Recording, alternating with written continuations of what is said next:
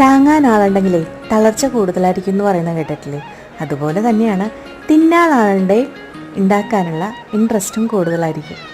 അപ്പോൾ അടുക്കളയൊരു സ്വർഗരാജ്യം തന്നെയായിരിക്കും. നമ്മൾ ഉണ്ടാക്കുന്ന ഭക്ഷണം ആസ്വദിച്ച് കഴിക്കാൻ ഒരാളുണ്ട്, പിന്നെ അതിൽ പരം സ്വർഗം വേറെ എന്താ അല്ലേ? അപ്പോൾ ഇന്നത്തെ നമ്മുടെ ബ്രേക്ക്ഫാസ്റ്റാണ് അപ്പം ആൻഡ് ബീഫ് സ്റ്റൂ. ഈ കുഞ്ഞു കുഞ്ഞപ്പങ്ങളൊക്കെ എൻ്റെ കുഞ്ഞു പാറുവിനുള്ളതാട്ടോ. ഇതിലൊന്നോ രണ്ടോ അവൾ കഴിച്ചാലായി. എന്നാലും ഒരു ആൾ നമ്മളെ ഡിപ്പെൻഡ് ചെയ്ത് ഒരാൾ നമ്മളുണ്ടാക്കണ ഫുഡ് കാത്തിരിക്കുക എന്ന് പറഞ്ഞാൽ ഞാൻ ആദ്യം പറഞ്ഞ പോലെ തന്നെ അതിൽ പരം ഒരു സന്തോഷം വേറെ ഇല്ല അല്ലേ? അപ്പോൾ ഈ കുഞ്ഞു കുഞ്ഞപ്പങ്ങളും നല്ല കൊഴുത്ത ബീഫ് സ്റ്റൂ ആണ് നമ്മുടെ ബ്രേക്ക്ഫാസ്റ്റ്. അപ്പോൾ നല്ല തേങ്ങാപ്പാലൊക്കെ ഒഴിച്ച് അണ്ടിപ്പരിപ്പും മുന്തിരിയൊക്കെ വറുത്തിട്ട ഒരു ബീഫ് സ്റ്റൂ.